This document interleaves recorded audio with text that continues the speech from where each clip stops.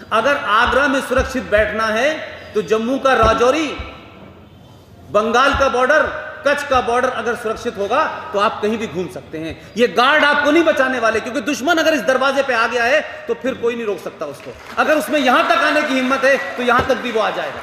हम गलत तरीके से देश की सुरक्षा को देख रहे हैं। मेरा मानना है कि जिस देश के समाज का युवा जो है अपने इतिहास को नहीं जानता, अपने माजी को नहीं जानता और उस माजी से आज क्या हो रहा है उसको नहीं समझ पाता, वो देश ज्यादा बुरी स्थिति में है। ये इस देश के लिए आंतरिक तौर पे बड़ा चैलेंज है कि हमारा दुश्मन कौन है, हमारा दोस्त कौन है, हमको क्या करना है। इससे हम पूरी तरह से भटके हुए हैं और हमको लगता है बड़ी नौकरी पाना, बहुत पैसा कमाना, बड़ी कार पा लेना, अगर यही लोग समझते हैं कि इससे देश सुरक्षित रहेगा तो माफ कीजिएगा, मेरा दावा है 1 मिनट भी देश सुरक्षित नहीं रहने वाला। खतरा आप ही के बीच में है और एक खतरा नहीं है, कई खतरे हैं। और माफ कीजिएगा, पिछले 3 साल की टेलीविजन की डिबेट से तो आपको समझ में आ गया होगा कि इस देश में कैसी कैसी शक्लों में कुछ लेफ्टिस्ट के नाम पे लोग बैठे हुए हैं, कुछ सीपीआई सीपीएम के नाम पे बैठे हैं, कुछ लिबरल के नाम पे बैठे हैं, कुछ मॉडरेट के नाम पे बैठे हैं, और इस सबसे बड़ी दुकान है सेकुलरिज्म का फ्रॉड, कुछ उसकी शक्ल में बैठे हुए हैं।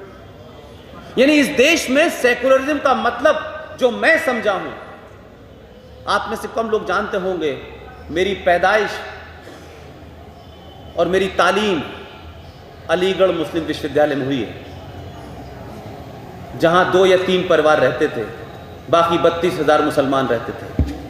और ये वही अलीगढ़ है जिसके बारे में ये कहा जाता है कि मुस्लिम लीग के पहले प्रेसिडेंट खलीकुज़्ज़मा साहब ने अपनी किताब लिखी है पाथवे टू पाकिस्तान। उस किताब में उन्होंने लिखा है कि अगर अलीगढ़ मुस्लिम विश्वविद्यालय न होता तो हम अपने ख्वाबों का पाकिस्तान कभी न ले पाते। मेरी गलती से पैदाइश वहां हो गई।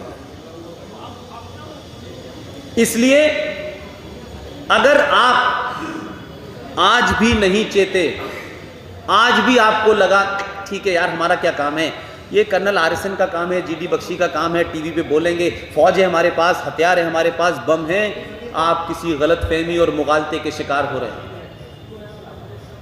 प्लासी की लड़ाई का जिक्र कई बार हुआ है। प्लासी की लड़ाई के अंदर जितने लोग लड़ाई लड़ रहे थे उससे ज्यादा लोग बाहर खड़े हुए थे और वो ये देख रहे थे कि इस लड़ाई का परिणाम क्या निकलेगा।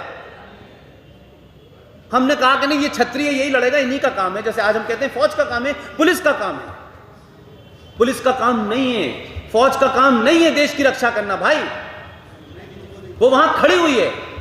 अगर देश के अंदर 10 करोड़ की भी फौज मान लें हम, 5 करोड़ की भी फौज मान लें हम, तो 100-125 करोड़ लोग इस देश में ऐसे घूम रहे हैं जो इसको अंदर से तोड़ने में लगे हुए हैं। और मैं फिर कहता हूं कि किसी जमीन के टुकड़े के बंटने को मेरे लिए चिंता का विषय नहीं है। अगर आपके जहन में इस देश के तोड़ने का ख्वाब पल रहा है, अगर आपको इस देश को वापस लेने का ख्वाब पल रहा है, तो माफ कीजिएगा, कल जेएनयू था, जादवपुर था, आसाम था, हैदराबाद था, ये हिंदुस्तान के हर शहर और हर जगह होगा। और ये एक फैशन बन गया है कि भारत को गाली कैसे दो, भारत के युवा को कैसे भटकाओ, भारत के युवा की प्रॉब्लम कुछ और है उसको बताओ कुछ, और उसको इस देश की सत्ता और व्यवस्था के खिलाफ खड़ा कर दो।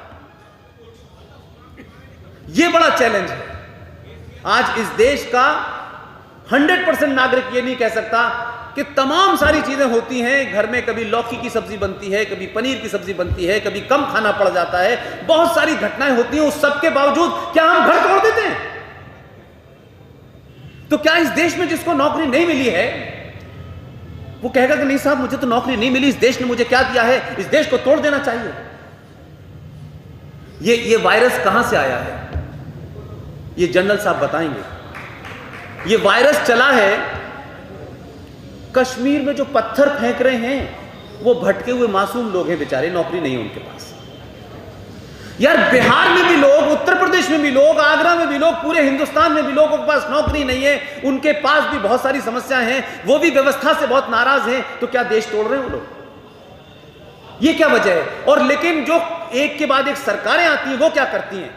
देखिए, हमें इन्हें रास्ते पे लाना है, यानी देश की सरकार जो केंद्र में है, जो राज्यों में है, उसका यही काम है कि वो पूरी की पूरी उस अलहदगी पसंद, सेपरेटिस्ट, पृथकतावादी ताकतों को एक साथ लाने के लिए 80,000 करोड़, 5,000 करोड़ वो पैसा जा कहां रहा है कि जो सत्ता में बैठे हैं वो हुर्रियत से भी ज्यादा खतरनाक हैं, वो मूसा और दीवान से भी ज्यादा खतरनाक हैं। लेकिन सत्ता में बैठने वाले लोगों की भी वही भाषा है, हुर्रियत की भी वही भाषा है, और जो आतंकवाद कर रहे हैं उनकी भी वही भाषा है। लेकिन देश के लोगों को समझ नहीं आ रहा कि ये जो 1993 में बनी एक हुर्रियत कॉन्फ्रेंस थी, आखिर क्या वजह है कि भारत सरकार उनको 500 करोड़ रुपया देती है उनके रहने सहने, उठने बैठने, चलने फिरने के।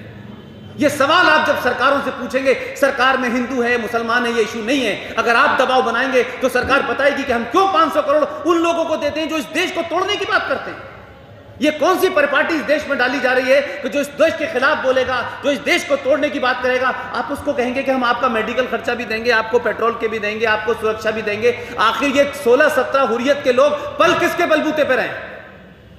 भारत सरकार से सैयशा गिलानी, एक सफेद दाढ़ी वाला आदमी आता है, उसका दामाद दिल्ली में जर्नलिस्ट है, हमारा दोस्त।